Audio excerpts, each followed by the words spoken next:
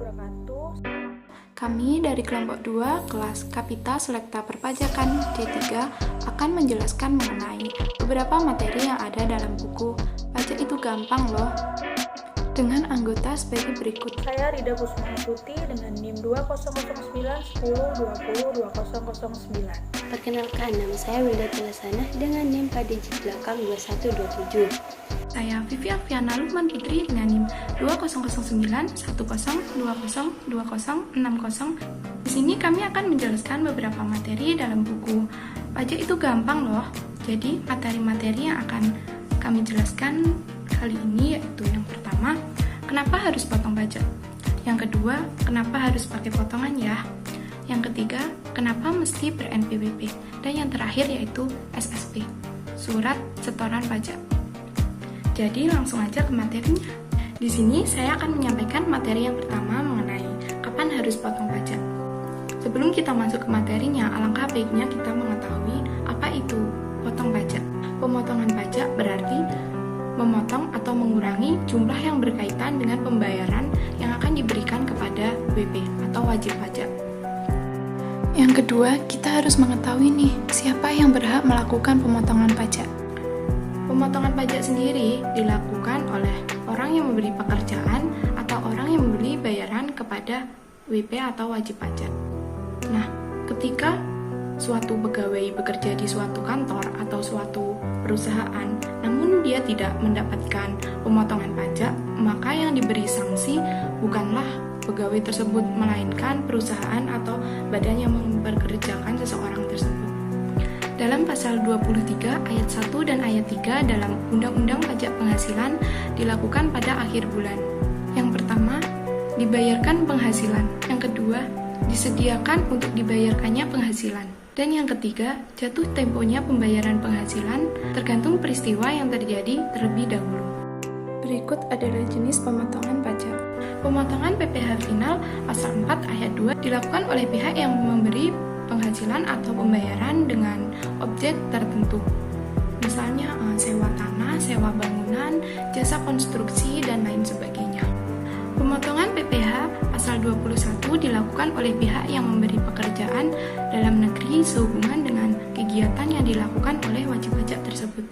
Misalnya, gaji yang diberikan oleh seseorang yang dipotong oleh suatu perusahaan atau pemberi pekerjaan tersebut. Pemotongan PPh pasal 26 dilakukan oleh pihak yang memberi penghasilan sehubungan dengan pembayaran dividen, royalti, bunga, hadiah, dan penghasilan lainnya kepada WP luar negeri. Pemotongan PPh pasal 23 dilakukan oleh pihak yang memberi penghasilan sehubungan dengan pembayaran royalti, dividen, bunga, sewa, jasa kepada WP dalam negeri. Pemotongan PPh pasal 15 dilakukan oleh pihak memberi penghasilan kepada WP tertentu yang menggunakan norma perhitungan khusus. WP tertentu tersebut meliputi perusahaan pelayaran atau penerbangan internasional, perusahaan asuransi luar negeri, perusahaan pengeboran minyak gas dan panas bumi, perusahaan dagang asing, dan lain sebagainya. Berikut merupakan contoh dari pemotongan pajak atau potong pajak. Untuk materi kedua akan disampaikan oleh teman saya. Di sini saya akan menjelaskan mengenai poin yang kedua, yaitu kenapa harus pakai potongan ya. Nah, awalnya setiap manusia atau organisasi atau instansi pasti tidak bisa hidup sendiri. Mereka pasti membutuhkan orang lain atau pihak lain untuk menjalankan kegiatannya. Nah, dengan apa bantuan itu dinilai? Tentu saja dengan uang, seperti gaji, honor, komisi, tunjangan, dan lain sebagainya.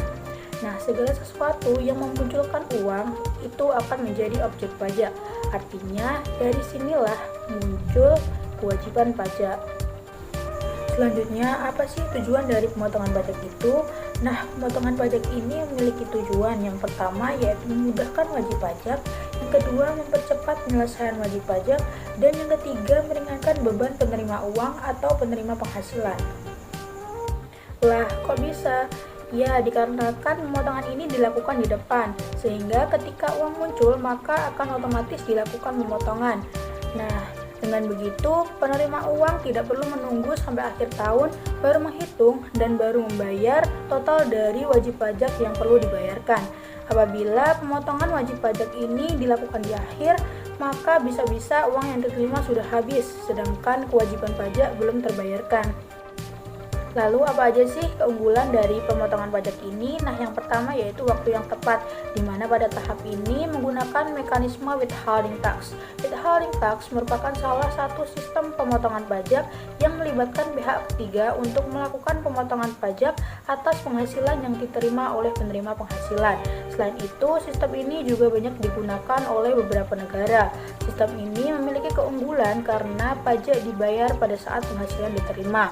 Selain itu, keunggulan yang lain yaitu mekanisme yang digunakan sangat mudah dan juga sangat sederhana. Selain keunggulan, pemotongan pajak juga memiliki kelemahan, diantaranya yakni sebagai berikut. Yang pertama yaitu mempengaruhi cash flow dari wajib pajak, dan yang kedua menambah beban wajib pajak, yang ketiga menambah beban administrasi pajak, dan yang terakhir yaitu timbulnya risiko hukum atas kepatuhan wajib pajak. Dan untuk selanjutnya akan dijelaskan oleh rekan saya. Untuk materi selanjutnya, yakni kenapa sih mesti kita ber-NPWP.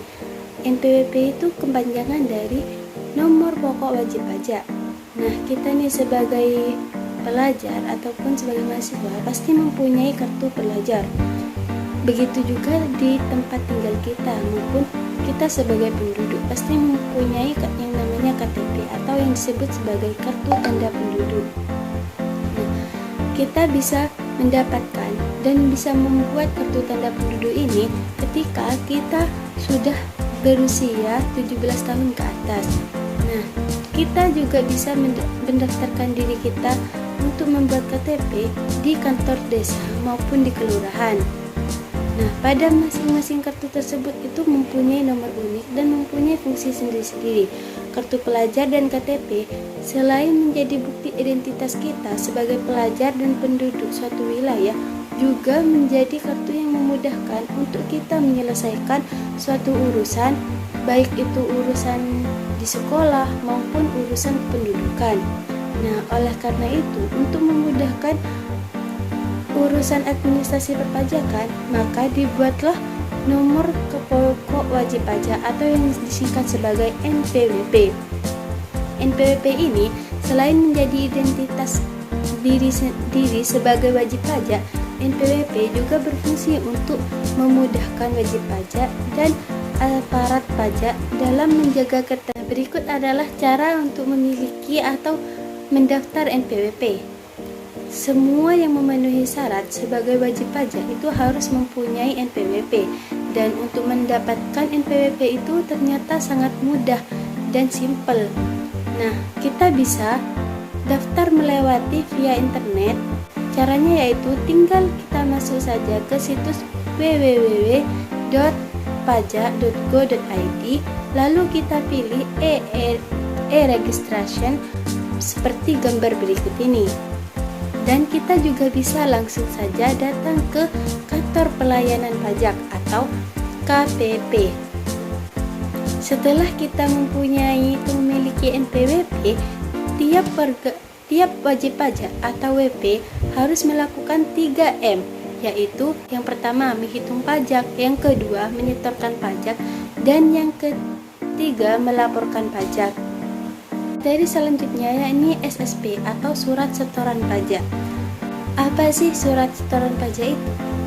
Surat setoran pajak adalah dokumen yang mengesahkan bahwa kita itu sudah membayar kewajiban pajak kita.